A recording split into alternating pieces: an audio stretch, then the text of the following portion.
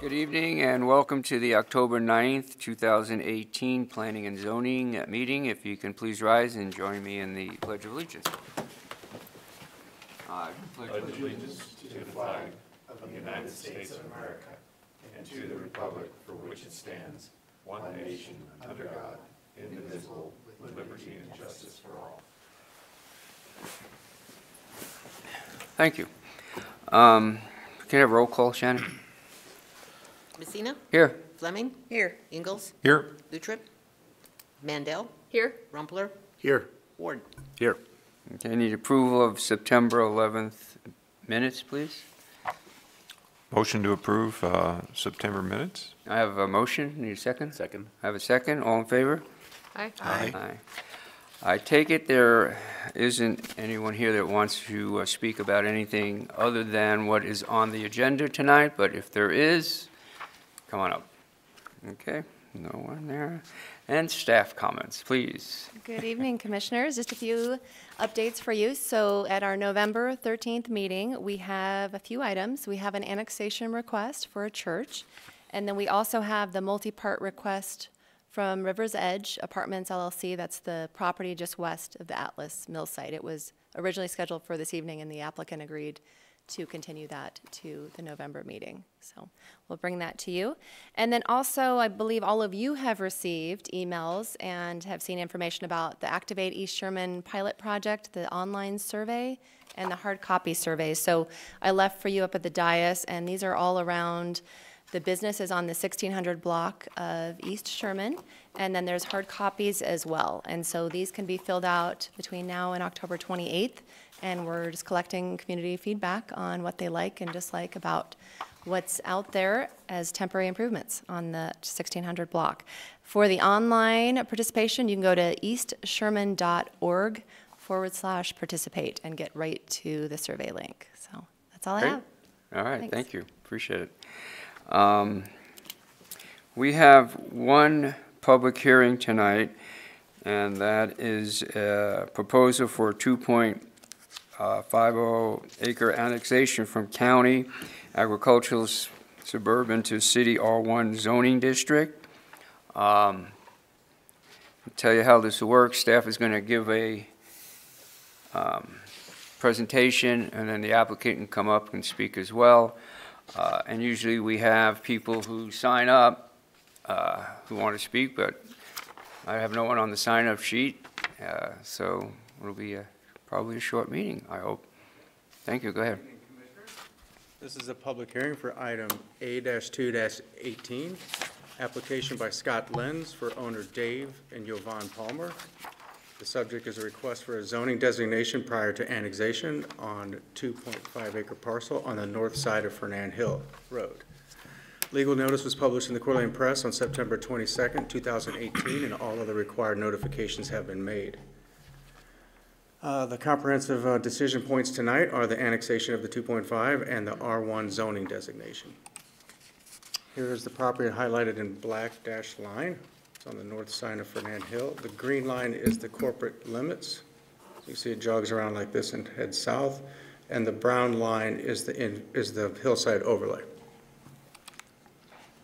Here's the annexation map of the property that the applicant has submitted. And here's the history of the annexations over time. It's 77, this part was annexed in, and then 88, these two pieces, then in 1990, this piece. The R1 zoning district is a district intended as a residential area that permits single-family detached housing at a density of 1 dwelling unit per acre. This district is intended for those areas of the city that are developed at this density or are preferably developed at this density because of factors such as vehicular access, topography, flood hazard, and landslide hazard. There are 4 findings that need to be met in order for an annexation to be approved. First finding is finding B8, and that this proposal is or is not in conformance with the comprehensive plan. And the 2007 comprehensive plan indicates this area is in the French Hill Bench area, and it's in the urban reserve. As you see, this orange part is the urban reserve, and urban reserve are areas that represent lower priorities for city growth due to natural constraints such as topography, soils, and wetlands. They also have city service constraints such as water, sewer, police and fire protection. The bench hill area for today is an area that is sparsely developed with single-family dwellings on lots ranging in sizes from 2 acres to several hundred acres. The Fernand Hill bench area consists of gently rolling terrain with adjacent, increasingly steep slopes. Coniferous forest dominates a majority of this area. This area is envisioned to be an area generally continue to be developed as lower density, single-family area with care taken to preserve the natural vegetation, views, open space on steep slopes. Other characteristics of the neighborhood will be a density of 1 unit per 5 acres up to 3 units per n acre. As the area grows, parcels not suitable for development should be preserved for open space through conservation easements, clustering, and acquisitions. Provisions of infrastructure to this area will make development difficult because of a significant increase in topography extremes east of Fernand Hill Estates subdivision. Incentives will be provided to encourage clustering. This slide represents objectives and goals. The full list is on page 6 and 7 of your staff report. Some of the objectives are vistas, hillside protection, open space, housing, capital improvements, and public participation. The next finding is finding B9, that the public facilities and utilities are or are not available and adequate for the proposed use. Stormwater will be addressed as this area proposes for annexation develops. All stormwater must be contained on site. A stormwater management plan conforming to all requirements of the city shall be submitted and approved prior to the start of any construction. That is submitted by the city engineer. City engineer has also indicated that the subject site is currently undeveloped and the site has frontage along the north side of Fernand Hill. The Streets and Engineering Department has no objection to the annexation as proposed. The Assistant Water Superintendent has indicated there is adequate capacity in the public water system to support the proposed annexation. This proposed annexation at the end of a boosted zone is at an end of a boosted zone and most likely need a private booster approved by the DEQ at the property to supply adequate PSI to the property. There is an existing 8-inch water main in East Fernand Hill Road, and any additional main extensions, booster stations, and/or fire hydrant services will be the responsibility of the developer at their expense. Any additional service will have cap fees due at the time of building permit issuance. The wastewater has indicated that the nearest public sanitary sewer is located within Fernand Hill right-of-way, which borders the southerly property of the subject property. And the wastewater presently has the capacity and the willingness to serve the annexation request as proposed. The fire department has also indicated that they will address any concerns at the site development building permit submittals. Finding B10, that the physical characteristics of the site make or do not make it suitable for the request at this time. The 2.5 acre parcel is located on the north side of Fernand Hill and is currently vacant. There is approximately 372 feet of frontage, and the subject property, if annexed, will be subject to the city's hillside regulation if the slope is greater than 15%. There's approximately a 35-foot elevation difference from the high point to the low point on the subject property, and the physical constraints and characteristic of the subject site appear to be suitable for the request at this time. Here's a site photo of the property looking north. And the last finding is finding B11, that the proposal would or would not adversely affect the surrounding neighborhood with regard to traffic, neighborhood character, and/or existing land uses.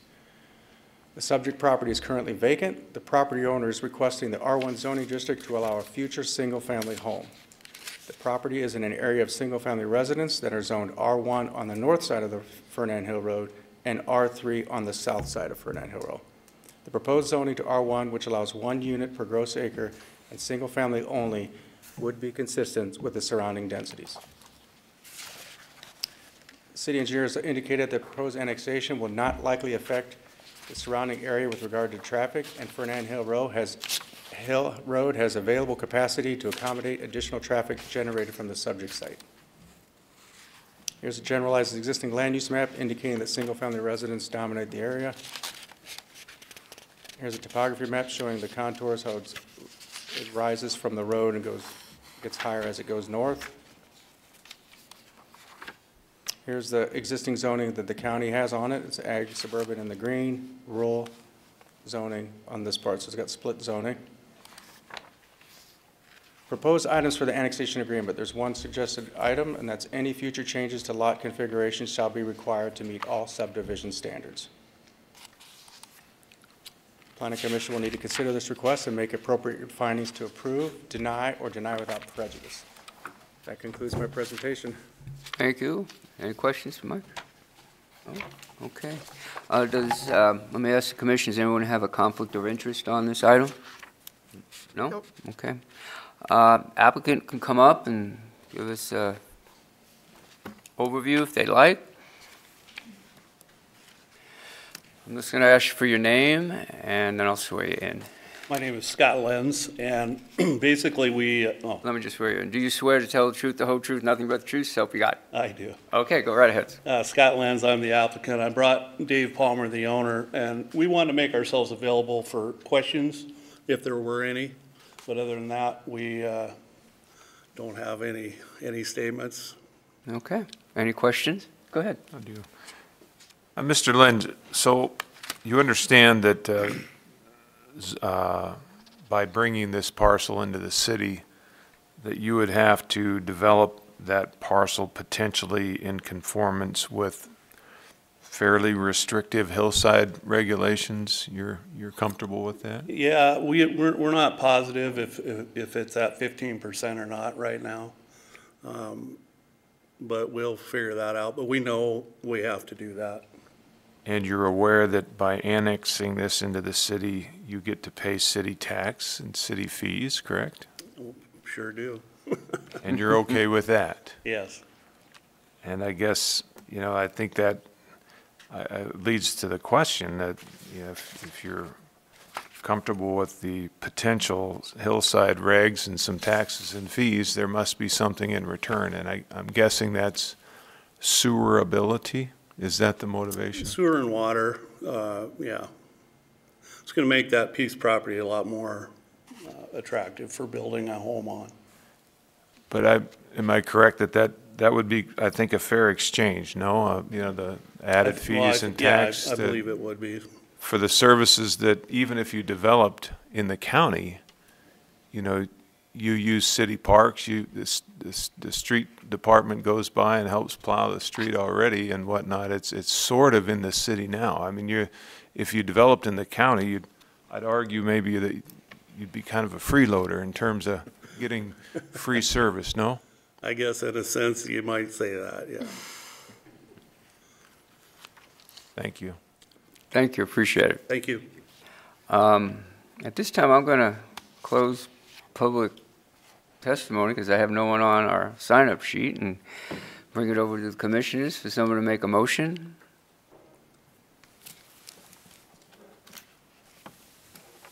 Well, just discussion, I kind of tip my hand here. This is not like Sean Holm would describe one of these donut holes, as he calls it, an area within the ACI, or an area that's in the city boundary that receives city services. Mm-hmm.